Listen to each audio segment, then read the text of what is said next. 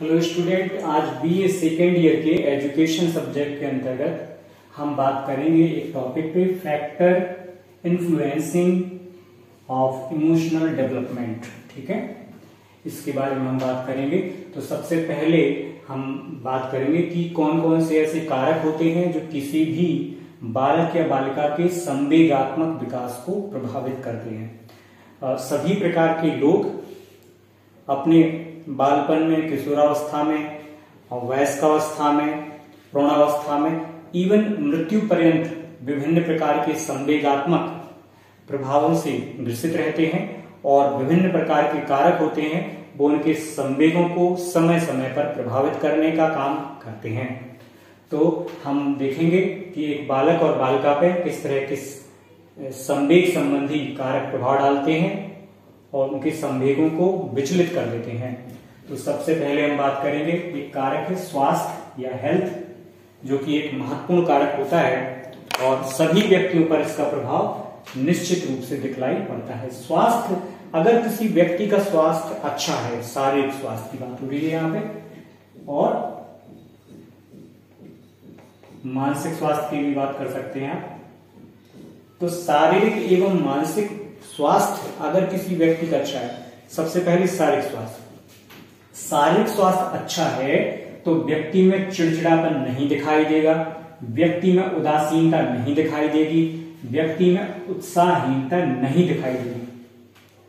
और अगर शारीरिक स्वास्थ्य किसी भी प्रकार से डिस्टर्ब है तो व्यक्ति में चिड़चिड़ापन, उदासीनता और उत्साहहीनता स्पष्ट रूप से नजर आएगी और उसके संवेगों में अस्थिरता स्पष्ट रूप से दिखलाई पड़ती है। दूसरी बात, थकान, थक जाना, व्यक्ति के शरीर का थक जाना। तो जब भी कोई व्यक्ति जल्दी थक जाए, उसका शरीर जल्दी थक जाए या किसी भी कार्य को करते समय आप ऊबने लगे तो निश्चित रूप से मानिए कि आप शारीरिक अथवा मानसिक स्वास्थ्य की ऐसी स्थिति में हैं जो कि आपको अपने संवेगों पे नियंत्रण करने में विफल कर रही है। तीसरी बात है अनुभव।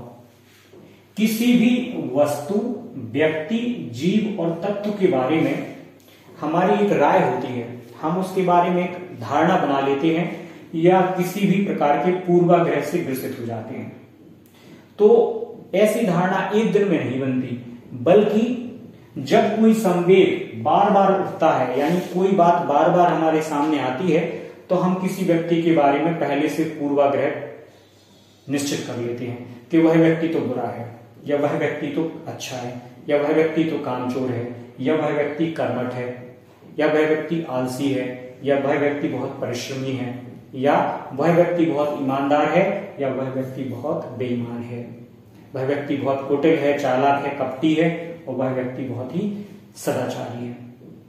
तो इस प्रकार की जो धारणाएं हैं वो एक दिन में नहीं बनती, काफी ज्यादा समय लगता है इन धारणाओं को।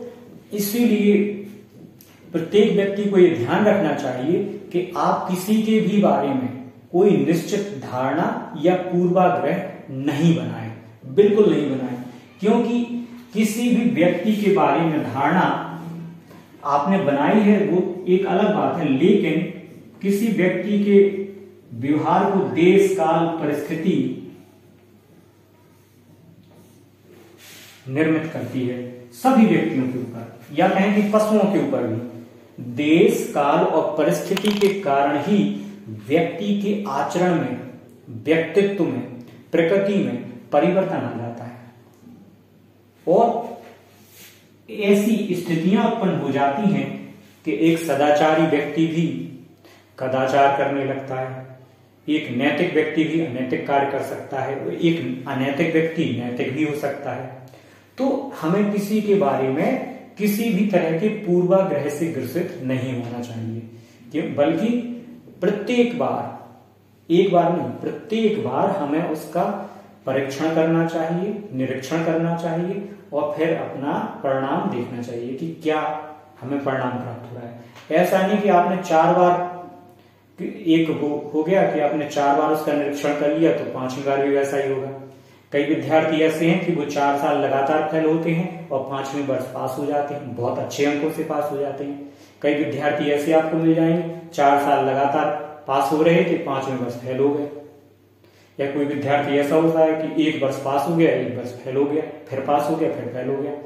कई विद्यार्थी ऐसे होते हैं कि 2 वर्ष लगातार पास हो गए, तीसरे साल फेल हो गए, लेकिन चौथी साल फिर उन्होंने मेहनत की, फिर पास हो गए। तो ऐसी किसी भी धारणा को एक शिक्षक को कभी किसी व्यक्ति के बारे में नहीं बनाना चाहिए कि वह व्यक्ति अच्छा है या बुरा है, वह व्यक्ति ईमानदार है या बेईमान है, वह व्यक्ति काम करता है या काम नहीं करता है, वह व्यक्ति हम सदैव गलतियां करता है या वह व्यक्ति कभी गलतियां नहीं करता है। इस तरह के पूर्वाग्रह को हमें कभी भी निश्चित नहीं करना चाहिए अनुभव के आधार पर, अनुभव के मामले में, क्योंकि आपका अनुभव पलट सकता है, बदल भी सकता है, और फिर आप दूसरे के बारे में पहले से कोई राय बना के रखेंगे तो हो सकता है कि आपका अनुभव गलत साबित हो जाए और हो सकता है कि आपको गलत दृष्टिकोण से देखा जाने लगे। इसलिए किसी भी व्यक्ति के बारे में कोई पूर्वाग्रह नहीं, कभी भी नहीं रखना चाहिए। उच्च मानसिक योग्यता के जो बालक होते हैं, अनुभव के बारे में हम बात कर रहे थे, वस्तु व्यक्ति जीव और तत्व के बारे में जब कोई संदेह बार बार उठता है तो एक कॉमन ह्यूमन जो होता है, सामान्य व्यक्ति जो होता है, वो एक स्थायी भाव का निर्माण कर लेता है और उसको एक स्थायी अनुभव प्राप्त होता है, यानी वो पूर्वाग्रह से ग्रसित हो ही जाता है कि वह व्यक्ति तो ईमानदारी है या वह व्यक्ति तो बेईमान है। इस तरह का पूर्वाग्रह वो पहले से बना लेता है। लेकिन हमें कभी भी, एक शिक्षक को कभी भी किसी भी व्यक्ति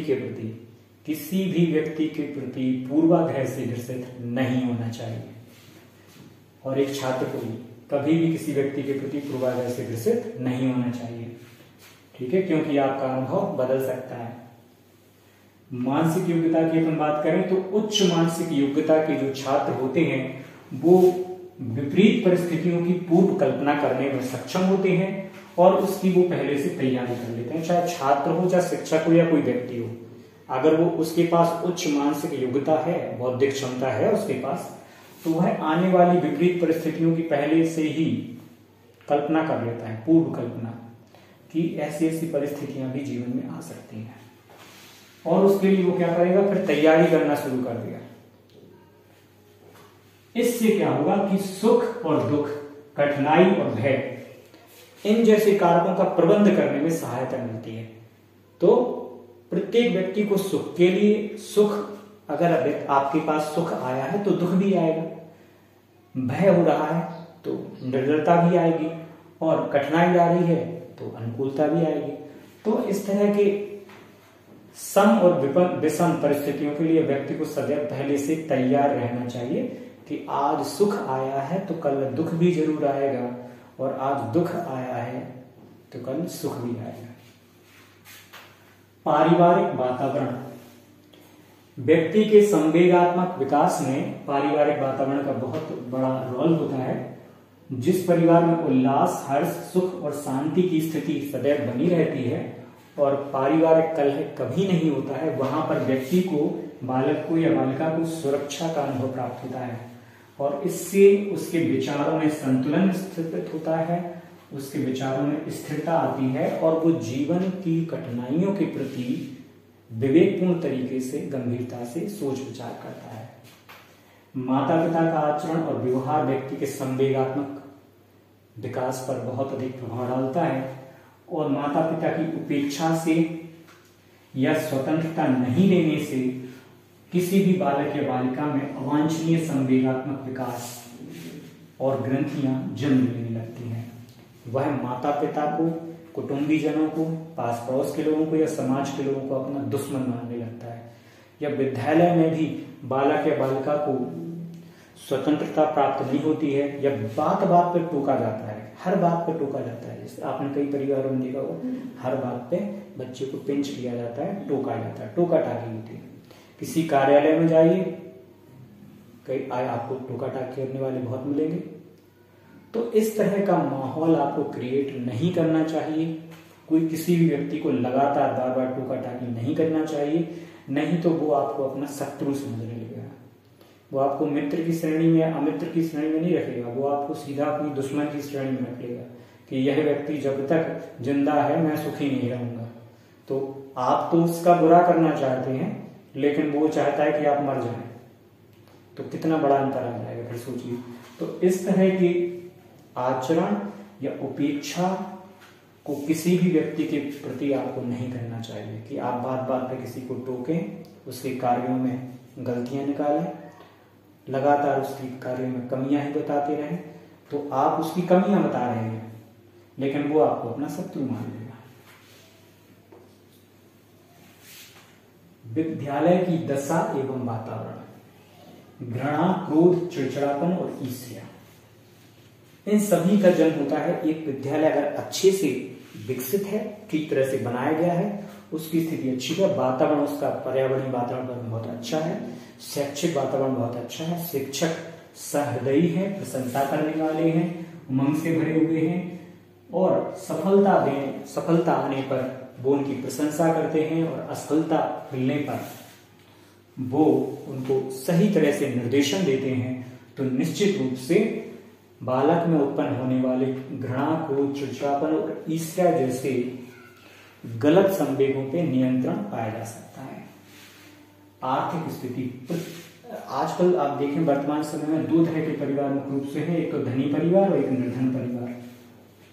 तो धनी परिवारों के बालकों में या कहें कि व्यक्तियों में, सभी व्यक्तियों में लगभग देखा जाता है कि धनी परिवारों के व्यक्तियों में, बालकों में, बालिकाओं में, स्त्रियों में, पुरुषों में घमंड, ईर्ष्या, क्रोध, द्वेष और दिखावा जैसे गलत आचरण वाले अवगुण विकसित हो जाते हैं। व्यक्ति को घमंड हो जाता है कि मेरे पास बहुत पैसा है, तू मेरा नौकर है। व्यक्ति दूसरे के प्रति ईर्ष्या करने लगता है कि उसके पास मुझसे 10 रुपए ज्यादा है, 20 रुपए ज्यादा है, मैं इससे 50 रुपए या 100 रुपए ज्यादा कमा के बताऊंगा, मैं इससे ज्यादा धनवान हूं। क्रोध आता है उसे, ऐसे व्यक्तियों को क्रोध भी लगातार आता है। छोटी बात पे, जिस बात पे क्रोध नहीं किया जाना चाहिए उस पर भी उसको क्रोध आ जाता है। दूसरों को प्रताड़ित करने, अपमानित करने की भावना उसके अंदर सदैव रहती है। घमंडी लोग जो कहते हैं कि जिन्हें धन का घमंड होता है, उनके अंदर ये भावना आपको दिखाई देगी कि थोड़ी सी संपन्नता आने पर ही वो दूसरों को प्रताड़ित करने के रास्ते ढूंढते रहते हैं कि दूसरे को किस तरह से हम मानसिक रूप से, शारीरिक रूप से, आर्थिक रूप से प्रताड़ित करें और मजे लें, केवल मजे लेने के लिए। उनका कोई और लक्ष्य नहीं रहता है। दूसरों को दुख में देखकर ही कुछ लोग सुखी हो जाते हैं। तो ऐसी उनकी अंदर धारणा होती है। धनी लोगों में ये विशेष रूप से दिखावा करने वाली, दूसरों को प्रताड़ित करने वाली, दूसरों को अपमानित करने वाली, दूसरों को छोटा साबित करने वाली भावनाएं पाई जाती हैं। लेकिन निर्धन लोगों में, उनके पास तो धन होता ही नहीं है, तो उनके अंदर भी संवेगात्मक रूप से कुछ अंतर दिखाई देते हैं, जैसे वो दुख में डूबे रहते हैं सदैव कि हमारी तो गरीबी कभी दूर नहीं होगी। वो हमेशा तनाव में रहते हैं कि ये काम कैसे होगा, मेरे पास तो पैसे नहीं है। वो हमेशा निराशा में डूबे रहते हैं कि ये काम तो किया ही नहीं जा सकता क्योंकि मेरे पास जेब में 4 पैसे भी नहीं। और वो कुंठित भी रहते हैं कि दूसरे के पास तो इतना पैसा है लेकिन हमारे पास बिल्कुल पैसा नहीं है, ईश्वर हमसे नाराज है, हमारे पास तो बिल्कुल पैसा नहीं है। तो इस तरह की आर्थिक स्थिति के ऐसे परिणाम भी संवेगात्मक रूप से दिखलाई पड़ते हैं। सामाजिक मान्यता एवं स्तर, परिवार का समाज में क्या मान्यता है, उसकी क्या स्तर है। जैसे मान लीजिए कि कोई बालक ने विद्यालय में एक कविता लिखी और एक शिक्षक उसकी प्रशंसा ना करे तो क्या होगा? वो दुख में, निराशा में, कुंठा में डूब जाएगा।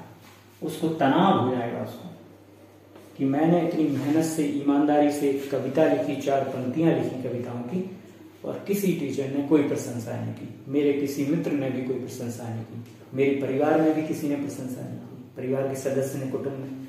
तो उसके अंदर क्या होगा? दुख, निराशा, कुंठा और तनाव की स्थिति उत्पन्न हो जाएगी। तो बालक जब भी कोई काम ऐसा करे जिसमें वो पूर्ण रूप से स्वतंत्र होकर कार्य कर रहा है और किसी का सहयोग नहीं ले रहा है, तो आपको हर संभावना से ऐसा प्रयास करना चाहिए कि आप उसकी प्रशंसा करें।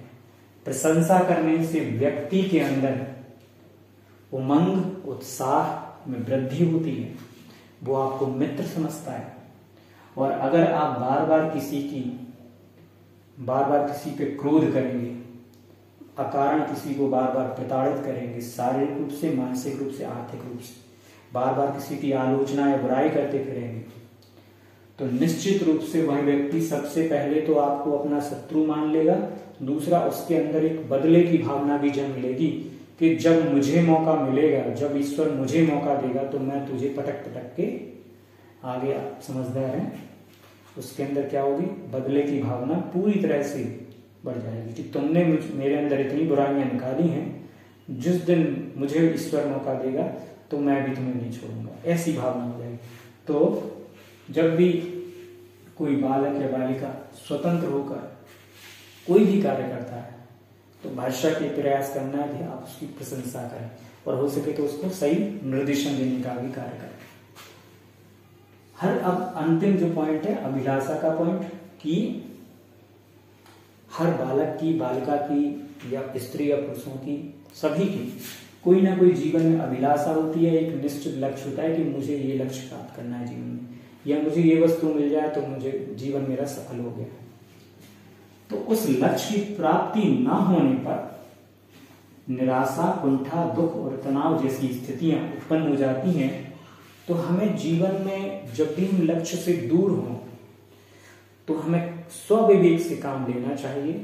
और अगर आप छात्र या छात्रा में ऐसी चीज दिखाई दे, निराशा, कुंठा, दुख और तनाव, तो हमें भरसक प्रयास करना चाहिए कि हम अच्छे से उसका सहयोग करें और उसको उचित निर्देशन दें, ताकि वो अपने लक्ष्य की प्राप्ति में संलग्न होकर लक्ष्य को प्राप्त कर सके। Thank you very much.